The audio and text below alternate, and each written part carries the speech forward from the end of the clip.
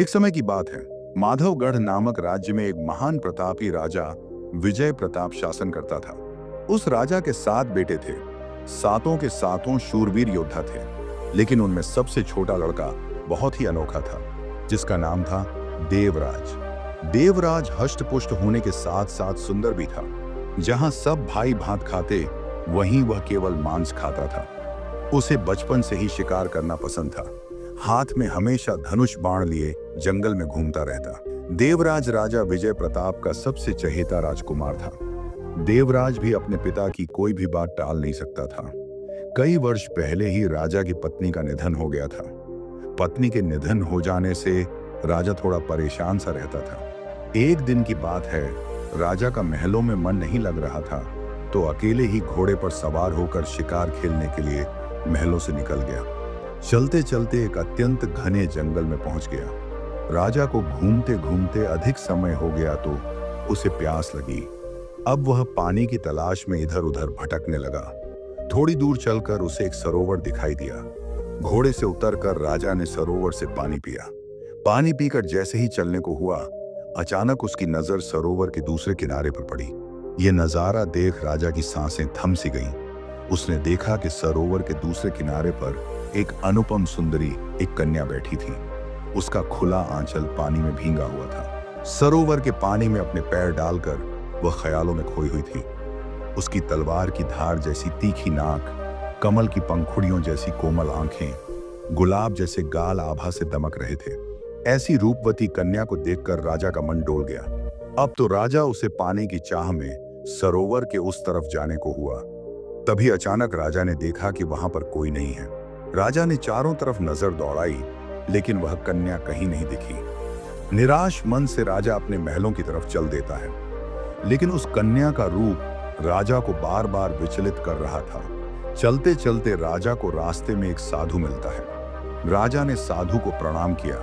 साधु ने राजा को कहा, राजन, तुम अकेले इस जंगल में क्या कर रहे हैं? क्या तुम इस जंगल की रहस्यमयी कहानी नहीं जानते हो? राजा ने बोला, नहीं महाराज, मुझे इस जंगल के बारे में बिल्कुल जानकारी नहीं है। फिर साधु बोला, यह बिलंका का जंगल है, राक्षसी बिलंका का जंगल, जिसे सिर्फ राजाओं और राजकुमारों का मांस खाना पसंद है। इस जंगल में जो भी आता है वह जीवित वापस नहीं लौटा है। उसकी एक बेहद खूबसूरत लड़की है, जिसका नाम है चित्रलेखा। कहते हैं चित्रलेखा इतनी खूबसूरत है कि उसको पाने के लिए कई राजकुमार लालायित हुए, लेकिन कोई भी सफल नहीं हो सका। साधु की बातों से राजा को समझ आ गया था कि हो ना हो वह कन्या वही थी। राजा साधु से विदा लेकर अपने महल लौट आता है। राजा विजय प्रताप का मानसिंह नाम का एक खास दीवान था। मानसिंह ने राजा की हालत देखी तो राजा से इस उदासी का कारण पूछा। राजा ने दीवान से सीधे सीधे शब्दों में पूछा, क्या तुमने बिलंका के जंगलों के बारे में सुना है? दीवान बिलंका के जंगलों का नाम सुनते ही एकदम भौंचक्का रह गया और बोला, हाँ महाराज, लेकिन आप उन जंगलों के बारे में क्यों पूछ रहे हैं? उन जंगलों का नाम भी जुबान पर नहीं आना चाहिए। फिर दीवान बोला, महाराज, मैंने तो सिर्फ सुना है उस जंगल में बिलंका नाम की एक राक्षसी रहती है, जो केवल राजाओं और राजकुमारों का मांस खाती है। उसके बाद बीच में ही राजा बोला, उसकी एक खूबसूरत लड़की भी है। दीवान बोला, हाँ महाराज, लेकिन यह बात आपको कैसे पता है?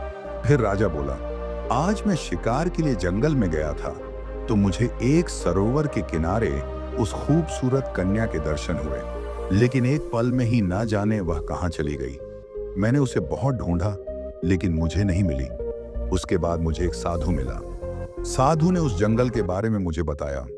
उसके बाद राजा दीवान से बोला, मैं उस कन्या से विवाह करना चाहता हूं। क्या कोई है जो मेरे लिए उस कन्या को लेकर आ सकता है?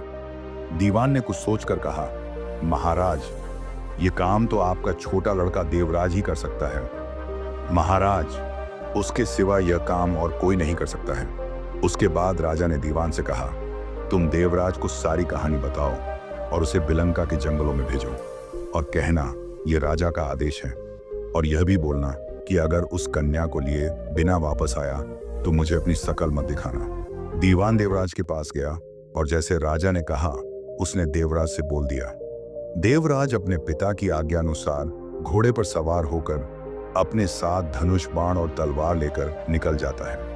आगे चलकर एक घने जंगल में पहुंच जाता है। उसे प्रतीत होता है कि शायद यही बिलंका का जंगल है। थोड़ी दूर चलकर उसे वही साधु मिलता है। साधु देवराज को रोककर बोलता है कि बेटे, तुम इस घने जंगल में क्यों भटक रहे हो? फिर देवराज ने साधु से बोला, महाराज, दरअसल मैं एक माधवगढ़ का राजकुमार हूँ और मेरे पिताजी वहाँ के राजा हैं। मेरे पिताजी किसी राक्षसी की कन्या पर मोहित हो गए हैं और उससे विवाह करना चाहते हैं। उनकी आज्ञा अनुसार मैं उस कन्या को लेने जा रहा हूँ। फिर साधु बोला, क्या तुम्हें पता है कि तुम मौत के मुंह में जा रहे हो? वह राक्षसी किसी को नहीं छोड़ती और राजकुमारों को तो बिल्कुल भी नहीं।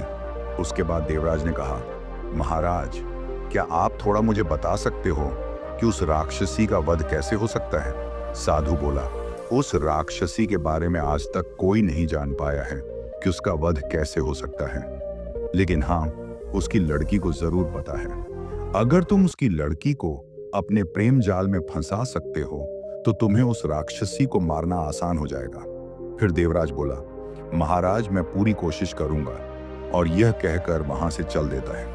चलते चलते कई दिनों के बाद वह एक सुंदर सरोवर के पास पहुंचा। वहां संगमरमर की सीढ़ियां, चारों ओर फूलों का बगीचा और साफ जल था। सरोवर के किनारे एक बरगद का पेड़ था। देवराज उस पेड़ पर चढ़ गया। इतने में चित्रलेखा सरोवर के किनारे बगीचे में घूमने आई। पेड़ की शाखाओं में छिपे देवराज की आंखें चित्रलेखा को देखकर ठहर गईं। उसने जीवन भर जंगलों में विचरते हुए न जाने कितनी वन कन्याओं को देखा था, लेकिन चित्रलेखा जैसी सौंदर्य प्रतिमा को उसने कभी नहीं देखा था। जब चित्रलेखा जल में अपने कमल से चरण डुबोती तो जल स्वयं को धन्य मानता। उसके गीले आंचल से टपकती बूंदें तालाब के कमलों पर गिरती तो वे और भी अधिक खिले हुए प्रतीत होते। चंपा के फूलों की सुगंध भी उसके तन की सुवास के सामने फीकी पड़ जाती थी। देवराज को लग रहा था कि कहीं मैं सपना तो नहीं देख रहा। वह इतना मंत्रमुग्ध हुआ कि उसने चिकनी मिट्टी से चित्रलेखा की मूर्ति बना दी और उसके रास्ते में रख दी। जब चित्रलेखा की दृष्टि उस मूर्ति पर पड़ी तो वह एकदम चौंक गई।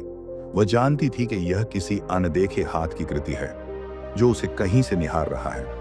उसने अपने प्रेम भरे स्वर में स्नेह और विनम्रता से कहा, कौन है यहाँ? डरने की बात नहीं, सामने आओ।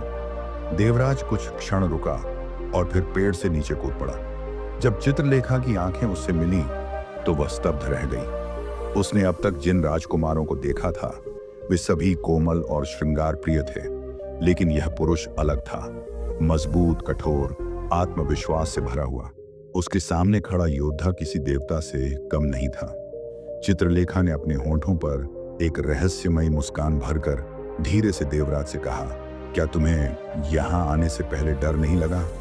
उसके बाद देवराज ने कहा, मेरे पिताजी का आदेश है, मैं तुम्हें लेने आया हूँ। चित्रलेखा ने उसे ध्यान से देखा और मंद स्वर में बोली, अच्छा, तुम्हारे पिताजी ने मुझे लेने के लिए क्यों भेजा है? फिर देवराज ने कहा, वो तुमसे विवाह करना चाहते हैं। इतना सुनकर चित्रलेखा बड़े ही प्रेम से बोली, अगर तुम्हारे पिताजी को ही मुझसे विवाह करना था तो वो क्यों नहीं आए मुझे लेने? तुम क्यों आए यहाँ पर? और फिर बोली, क्या तुम्हें पता नहीं मेरी माँ कितनी भयंकर है? पलक झपकते ही इंसानों को खा जाती है। चित्रलेखा पूरी तरह देवराज पर मोहित हो गई थी। अब देवराज के लिए दुविधा उत्पन्न हो गई, क्योंकि चित्रलेखा की खूबसूरती पर वह भी मोहित हो गया था। उसके बाद चित्रलेखा ने कहा कि अगर तुम मुझसे विवाह करोगे तो मैं तुम्हारे साथ जाना पसंद करूंगी। देवराज को विश्वास नहीं हुआ कि जिस कन्या को पाना असंभव समझा जा रहा था वही स्वयं उसे अपना बना रही थी। देवराज ने कहा कि मैं तुमसे विवाह जरूर करूंगा, परंतु तुम्हें अपनी मां की मृत्यु का राज बताना होगा। उसके बाद चित्रलेखा बोली, ठीक है, जरूर बताऊंगी, लेकिन अभी तुम्हें छिपना होगा, मेरी मां कभी भी आ सकती है। और उसने अपने जादू से देवराज को छिपा दिया। तभी राक्षसी चित्रलेखा के पास आ गई। उसकी नाक फड़फड़ाने लगी और उसने गुस्से में गरज कर कहा, यहाँ आदमी की गंध आ रही है, कौन है यहाँ? राक्षसी के दांत पीले थे और उसकी भयानक जीभ बार बार मुंह से बाहर आ रही थी। तभी चित्रलेखा ने थोड़ा हैरान होते हुए कहा, आदमी? मां, यहाँ आदमी कहां से आ सकता है? मुझे तो ऐसी कोई गंध नहीं आ रही है। इतना कहकर चित्रलेखा अपने घर के अंदर चली जाती है और राक्षसी वहीं रुककर इधर उधर देखने लगती है, लेकिन उसे कोई दिखाई नहीं देता है। इधर चित्रलेखा को चिंता सताती है कि अगर कहीं मेरी माँ को पता चल गया तो अनर्थ हो जाएगा। चित्रलेखा रात होने का इंतजार करती है। इसी सोच में इंतजार करते करते शाम हो जाती है और अंधेरा हो जाता है। राक्षसी अपने कमरे में सो जाती है। राक्षसी के सो जाने के बाद चित्रलेखा धीरे धीरे दबे पांव बाहर जाती है और अपना जादू हटाकर देवराज को अंदर अपने कमरे में ले आती है। दोनों अपने कमरे में बैठे तो थे, लेकिन उन्हें हर पल एक ही डर लग रहा था कि कहीं राक्षसी ना जाग जाए। उसके बाद चित्रलेखा ने देवराज से कहा कि जब तक मेरी माँ जिंदा है तब तक हम विवाह नहीं कर सकते। उसके बाद बोली, अब मैं तुम्हें अपनी माँ की मृत्यु का राज बताती हूँ। अब मेरी बात ध्यान से सुनो। यहाँ से 7 योजन दूर पश्चिम की ओर एक तालाब पड़ेगा। उस तालाब के किनारे एक पुराना पीपल का पेड़ होगा। उस पीपल के पेड़ पर एक घोंसला बना होगा और उस घोंसले में एक तोते का अंडा रखा है। उस अंडे में मेरी माँ की जान बसी है। उस अंडे को तोड़ते ही मेरी माँ की मृत्यु हो जाएगी। उसके बाद चित्रलेखा बोली, क्या तुम यह काम कर पाओगे? लेकिन याद रखना, उस अंडे की रक्षा एक सांप करता है। उसके बाद देवराज बोला, मैं तुम्हें पाने के लिए यह काम जरूर करूंगा। सुबह होते ही देवराज चुपके से वहां से निकल जाता है। चलते चलते देवराज कई दिनों के बाद उस तालाब के पास पहुंच जाता है। देवराज उस पेड़ पर जैसे ही चढ़ने को हुआ, तभी वह सांप अपना फन उठाकर देवराज पर पड़ा। देवराज ने उसे एक ही तलवार के बार से 2 टुकड़े कर दिए। उसके बाद पेड़ पर चढ़कर अंडे को तोड़ देता है। अंडे के टूटते ही इधर राक्षसी का अंत हो जाता है। उसके बाद देवराज वहां से चलकर चित्रलेखा के पास आ जाता है। अब देवराज और चित्रलेखा दोनों ने वही जंगल में ही विवाह कर लिया। उसके बाद देवराज चित्रलेखा को अपने साथ लेकर अपने राज्य लौट आया। लेकिन राजा को जब बाद में यह बात पता चली कि देवराज ने खुद उस कन्या से विवाह कर लिया है, तो वह क्रोधित हो गया और चित्रलेखा को देखने के लिए खड़ा हो गया। लेकिन जैसे ही उसकी नजर चित्रलेखा के सौंदर्य पर पड़ी, राजा की आंखें चकरा गईं, सिर घूम गया और वह गिर पड़ा।